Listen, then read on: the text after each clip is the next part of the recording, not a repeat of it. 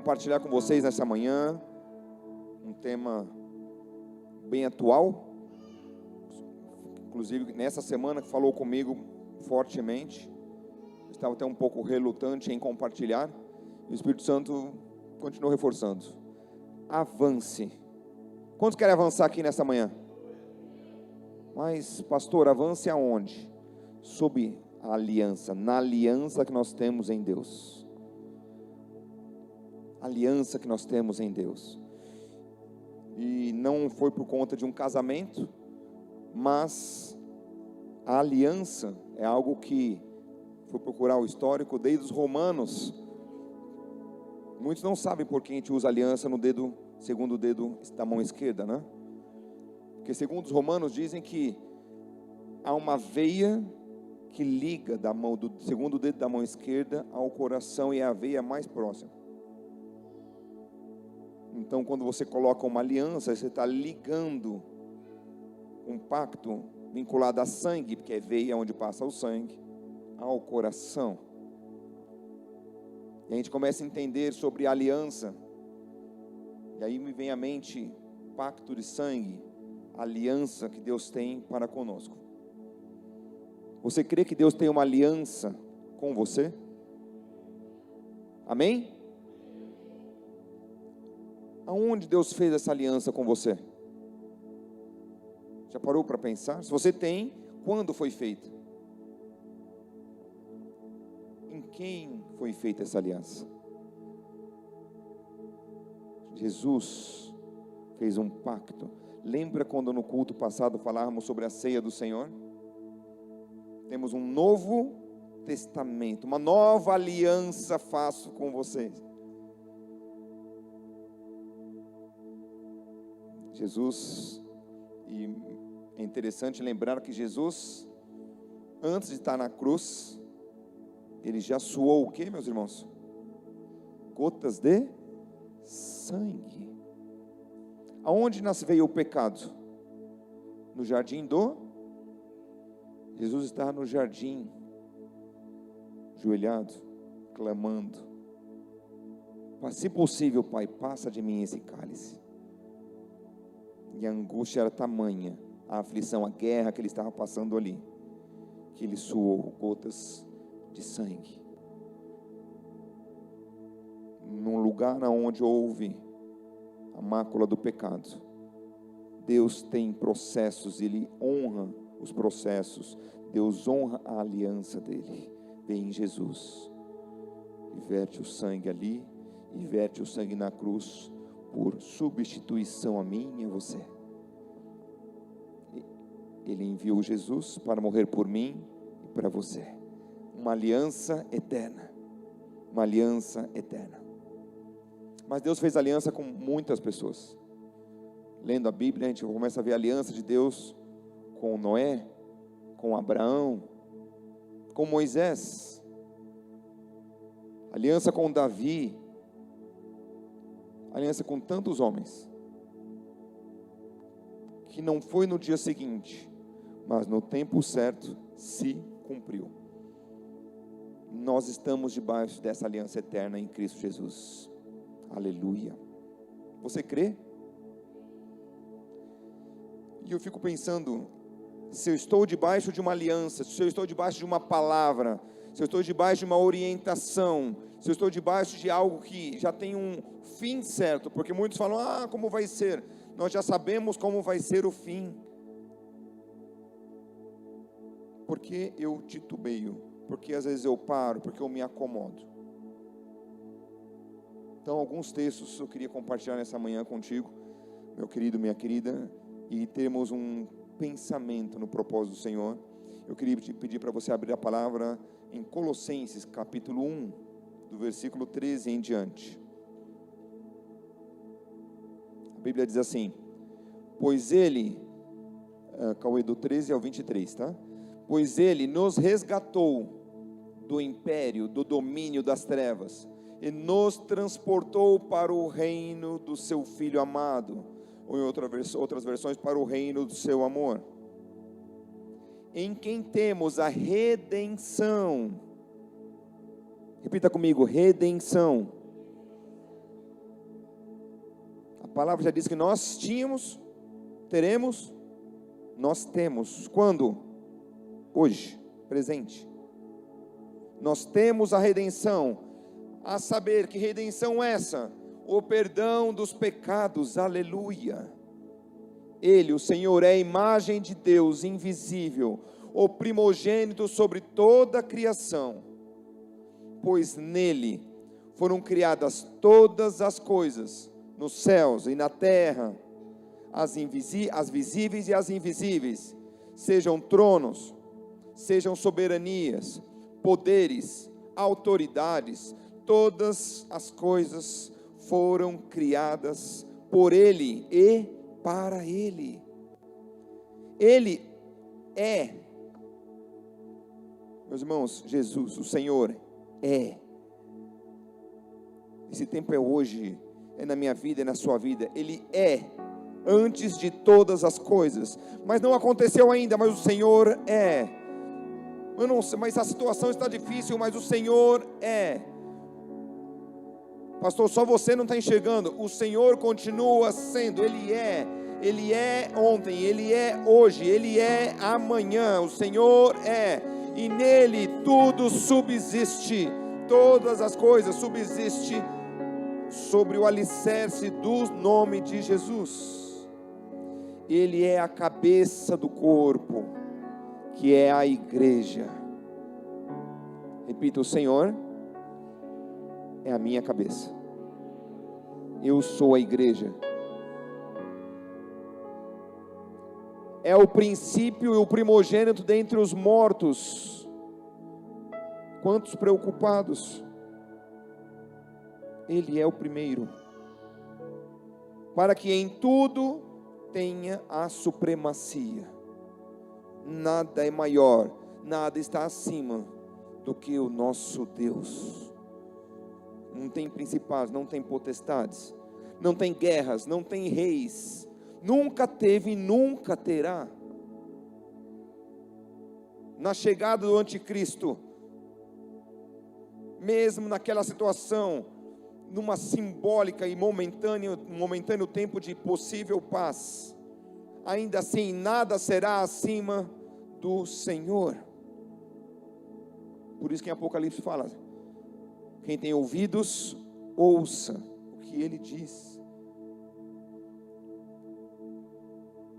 Pois foi do agrado de Deus que nele habitasse toda a plenitude, por meio dele reconciliasse consigo todas as coisas. Eu estava com ele, você estava com ele, todos que nasceram, que já morreram, todos que vão nascer, que se declinarem, que se ofertarem a Cristo, já estão nele, já estão no propósito dele, se reconciliado nele, tanto os que estão na terra, quanto os que estão nos céus, estabelecendo a paz pelo seu sangue derramado na cruz. Aqui é a marca da aliança, o sangue derramado na cruz, por mim e por você. Antes, eu e você, nós estávamos separados de Deus, e na nossa mente, na mente de vocês, eram inimigos por causa do mau procedimento de vocês. Volta aí, Cauê, segura no 21, vou repetir novamente, porque muitas das vezes, meus irmãos, o inferno quer mudar e não deixar nós entendermos isso. Antes, nós estávamos separados de Deus. O que nos separa de Deus? O pecado. O pecado. Mas isso é antes. Se eu fui reconciliado, este pecado não pode mais me separar de Deus. Pastor, mas eu errei de novo. Mas agora você não tem mais o peso, o jugo do pecado. Cristo, em Cristo, nosso Deus é nosso Pai, e Ele como irmão mais velho vai falar assim: vai, não peques mais. Senhor, me perdoa. O diabo muitas vezes nos leva a experimentar, eu falava isso acho que domingo passado, a ter uma experimentação daquilo que é pecado. Uma vez só, um pouquinho só. E aí depois que você vai e se lameia na lama do pecado, Ele volta e fala assim, quando você pensa em voltar a Jesus, não volta não, você não errou, você não pecou. Lembre-se de que o Senhor já pagou o meu e o seu preço. Mas não é porque Ele fez isso que eu posso continuar hoje pecando, e amanhã, e depois de amanhã, e eternamente. Não, mas eu tenho que tomar posse do perdão, do sacrifício de Cristo. Nós éramos inimigos por causa dos nossos maus procedimentos. Versículo 22. Agora, hoje, Ele nos reconciliou pelo corpo físico de Cristo, mediante a morte, para apresentar-nos diante dEle como... Não, mas tem que falar com... Tem meia dúzia. Lagoinha, está aqui, tudo bem? Nos apresentar diante do Senhor como? Diga, eu sou santo. O Espírito Santo agora talvez vai te trazer áreas que você ainda está num processo de santificação. Eu creio nisso. Que não é o A, não é o B, não é minha vizinha, não é meu vizinho, não é minha sogra, não é o pastor, não é ninguém que vai nos acusar. Quem acusa é o diabo. E não é nenhum desses também que vai nos convencer. Quem convence é o Espírito Santo, através da palavra. Para nos apresentarmos santos, inculpáveis. Pastor Campos, a gente sempre comenta sobre os títulos das mensagens, né? Está aqui duas frases, duas palavras que eu pensava em colocar. Sou inculpável e imparável. Eu ia pôr essa, aí eu falei assim, não, ficou muito, eu não pensei nesse título. Mas esse é o sentido, que nós como corpo de Cristo precisamos ter entendimento, de que eu sou inculpável em Cristo. Eu preciso ser livre de qualquer acusação, que o inferno não tem mais domínio na minha vida, que agora eu vivo pela graça, eu vivo debaixo da dispensação da graça na minha vida. Eu tenho que tomar posse disso. Desde que tudo isso vai ser bênção, vai acontecer desde que nós continuemos alicerçados. Como um pilar, aqueles prédios de Dubai, 300 e tantos andares para cima. Imagina aqui, meus queridos, 380 andares. Às vezes não dá nem para imaginar. Como que vento, e lá venta muito, o deserto principalmente, como que ele nem balança tanto? Porque ele balança. Tem uma estrutura de água para equilibrar e tal, mas como que ele não cai? Porque ele está alicerçado. Precisamos estar. Isso quer dizer que a gente não vai ter tribulação? Vai ter dificuldade? Vai ter luta? Pastor, é o ano da vitória. Se é o ano da vitória, eu vou ter que guerrear, eu vou ter que lutar. Mas eu estou, vamos lá, diga comigo, eu estou alicerçado em Cristo. Irmãos, não é positivismo, é palavra de Deus, aqui é Bíblia. Precisamos estar alicerçados, continuar alicerçados. Eu não estou alicerçado no domingo, e aí o ferrugem na segunda corrói um dos meus 4 pilares. Na terça eu volto a recuperar, porque eu venho no culto fé aqui, e pela fé eu volto a sair aqui cuspindo fogo. Aí vem quarta, e aí vem quinta, e vem sexta, e sábado eu estou quase tombado, e domingo acho que eu não vou para a igreja não está legal. Já aconteceu isso comigo, irmãos. Não pense que sei que se você pensou isso no seu coração, não se julgue. A questão é nós entendemos qual é o propósito que o Senhor nos chamou. Alicerçados e firmes na fé. É por fé, não é por sentimento, não é por gostar. Sabe qual é a minha luta, meus irmãos? Como pastor de igreja, confessar aqui, a minha luta é eu estar entrando num modismo, num ritmo, num desejo de estar fazendo as coisas na igreja e para o Senhor de uma forma ativista. Fazer por fazer. Esse é meu maior medo. Eu estou indo lá, não fazer por amor. Não fazer porque o coração está queimando. Não fazer porque, Senhor, eu quero fazer mais, eu quero estar. Esse é o meu maior temor. Não viver de acordo com a vontade, os desejos, não estar sensível à voz do Senhor. Desde que eu não me afaste da esperança do Evangelho, desde que eu e você não nos afastemos da palavra. E Evangelho é genuíno, é palavra de Deus, não é mais ou menos, não é o que diz, não, é eu e você diariamente meditando na palavra, de dia, de tarde, de noite, porque Ele vela para cumprir o quê? O que eu falo ou o que Ele fala? A palavra dEle. E se eu viver a palavra dEle, ela vai se cumprir na minha vida. Que palavra é essa? Que vocês ouviram, e que tem sido proclamado a todos os que estão abaixo do céu. É o que nós estamos fazendo nesta manhã, proclamando a verdade, proclamando a palavra de Deus, que está aqui na Bíblia. Esse é o Evangelho que Paulo também disse, que eu me tornei ministro. Cada um de vocês são chamados para fazer uso do Evangelho, da palavra. Todos nós, todos nós.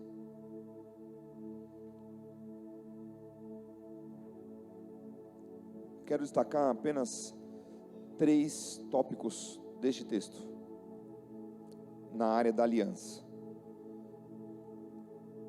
Aliança do Senhor. O Senhor estabeleceu uma aliança de sangue comigo e com você, amém? E quando a palavra fala que 10.000 cai à sua direita, 1.000 à sua direita, 10.000 à sua esquerda, o que você entende por isso? O que você entende por caindo de um lado e do outro? Eu não sou atingido, a Bíblia diz isso. Eu e você não seremos? Mas sabe o que vem ao meu coração? Vem ao meu coração de que ali eu quero dizer que eu estou num lugar inatingível. Como que eu posso estar num lugar há casas, em alguns lugares, justamente em alguns países, que eles têm uma casa, que eles têm um lugar para pessoas muito importantes. Casa Branca tem isso, vários lugares, a gente vê até em filmes às vezes, chamada casa cofre, quarto cofre. Vão assaltar, vão sequestrar, a pessoa corre para um lugar, entra naquele lugar que é um lugar que não consegue entrar. Só com muito maçarico, muita tentativa. Quando eu leio esse texto e falo, o Senhor tem uma aliança, e essa aliança do Senhor me protege, me guarda. 1000 pode acontecer, o inferno pode ser esvaziado, e todos os demônios sendo direcionados para destruir a sua vida, pode cair na sua frente, que nós cantamos aqui a bênção do Senhor, ao entrar, ao sair, por trás, pela frente, pela direita, pela esquerda, eu e você não seremos atingidos. Isso é a aliança do Senhor, aliança contigo, meu irmão. Isso é a aliança que nos protege. O inimigo não tem aliança. Preste atenção, Deus não tem aliança com o inimigo.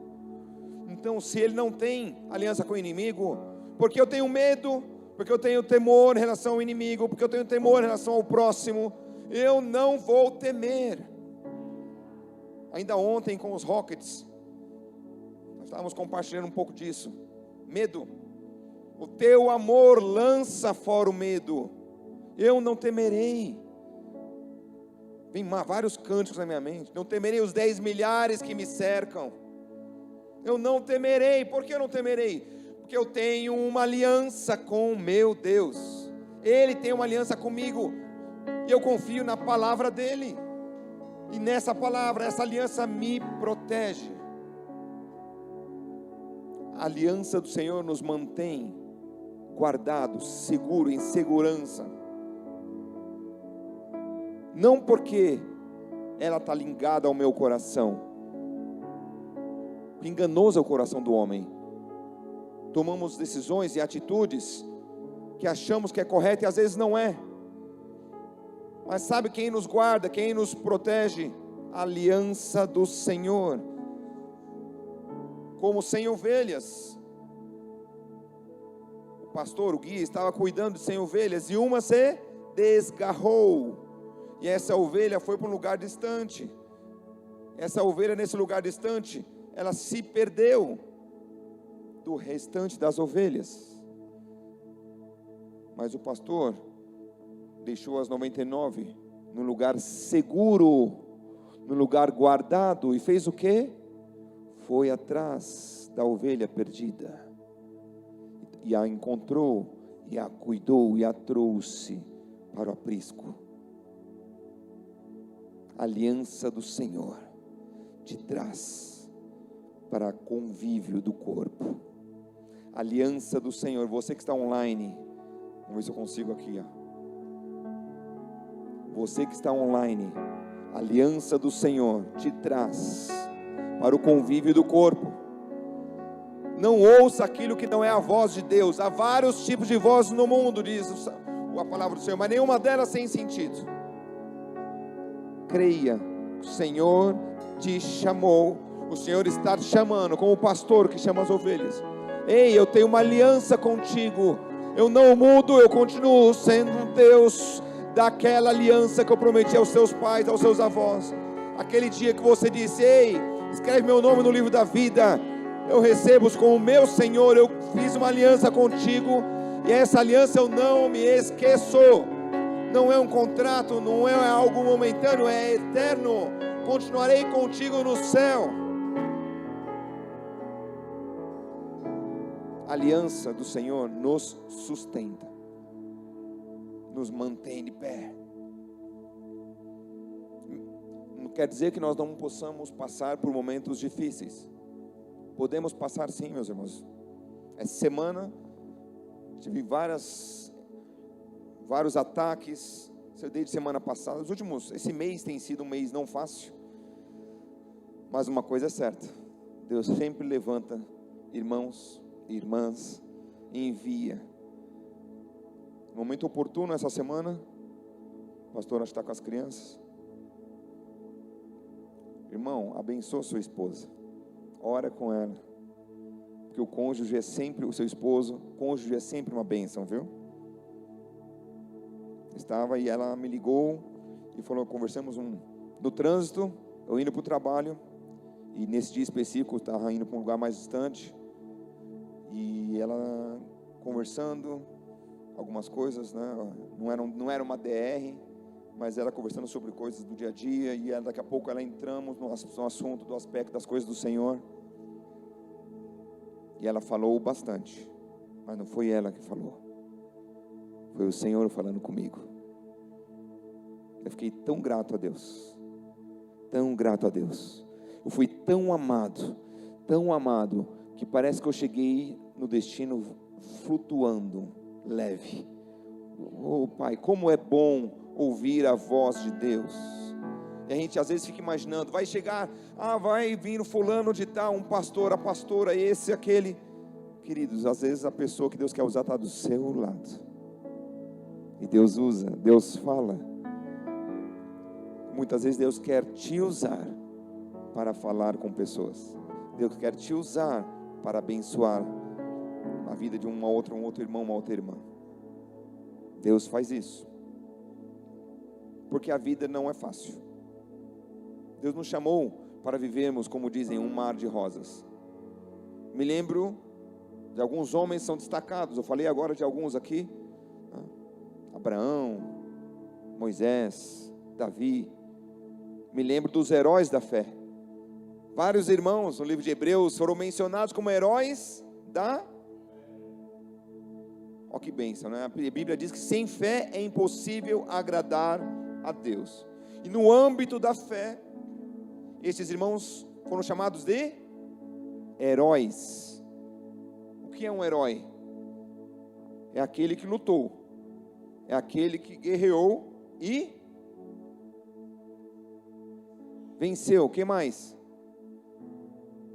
Mais do que vencer, é aquele que se manteve fiel até o fim.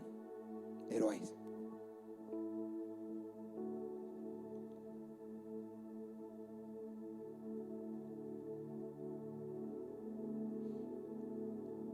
Por isso que eu tenho muitas vezes me preocupado, porque muitos irmãos começam, desde o meu tempo de carreira de cristão, que eu posso dizer que é uma carreira, uma jornada. Paulo diz isso: completei a carreira e guardei a fé. Quantos irmãos já perderam a fé?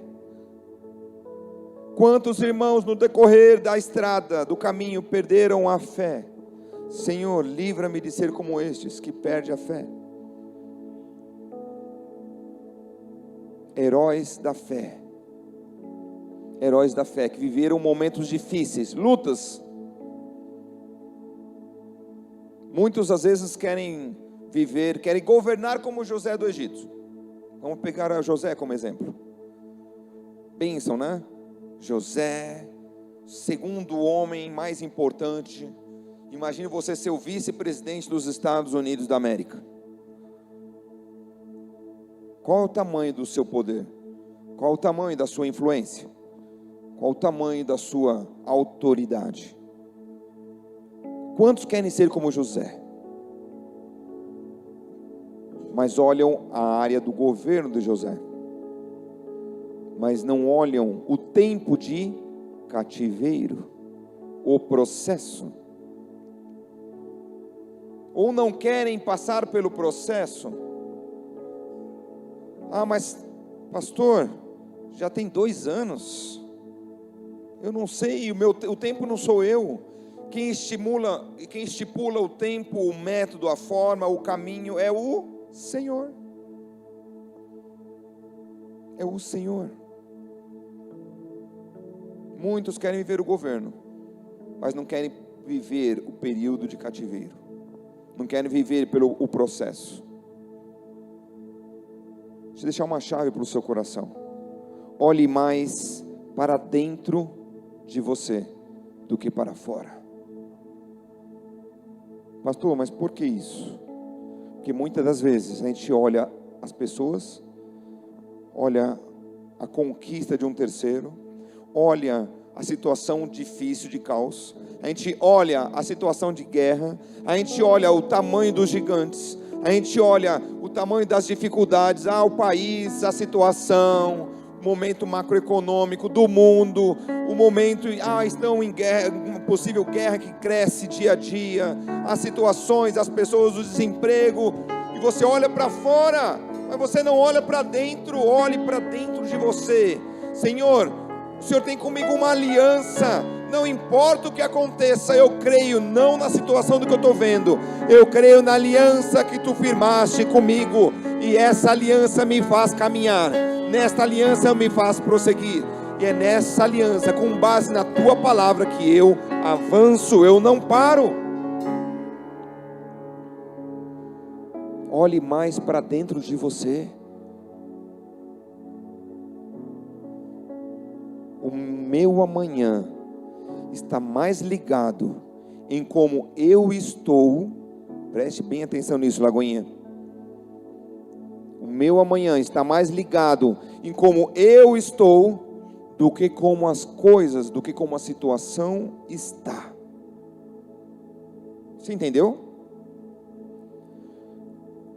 O meu futuro, o meu amanhã está diretamente ligado a como eu estou, eu dentro de mim, eu estou com o Senhor, como eu estou do que ao meu redor está.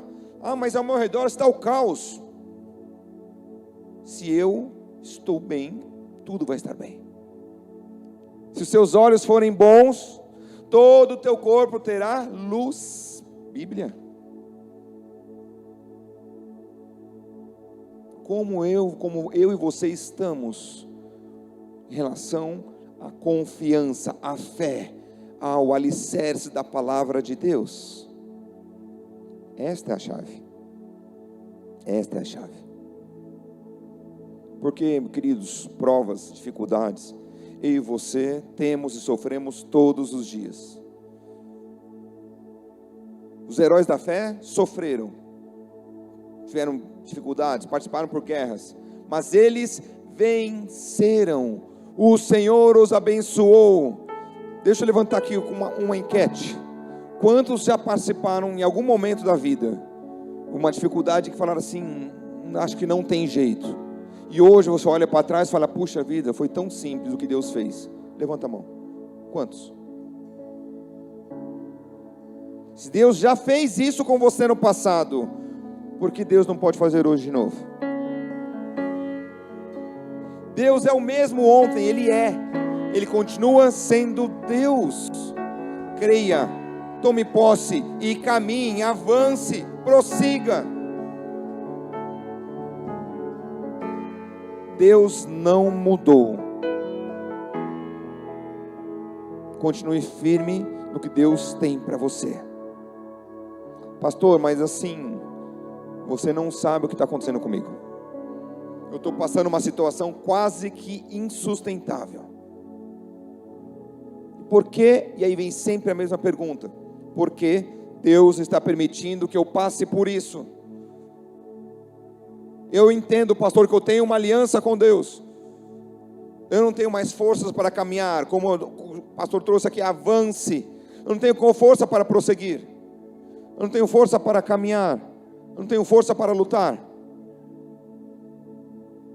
Como que eu vou fazer isso? Porque Deus está permitindo isso. A palavra do Senhor diz que nem ao seu próprio filho Ele poupou para cumprir a vontade dEle. Nem a Jesus Ele poupou. Jesus teve que morrer na cruz para o cumprimento da vontade do Pai, da soberania dEle. Sabe o que eu posso dizer para você? Que muitas vezes eu tenho vivido. Muitas das vezes, inclusive a coisa de 2 semanas atrás, semana passada, não, estou adiantando, né, pastor Campos? Estávamos semana passada, início do congresso de pastores. Uma frase marcou meu coração. Deus tem algo novo para você. Deus tem mais, uma porção maior e dobrada, mais importante, mais encorpada de poder.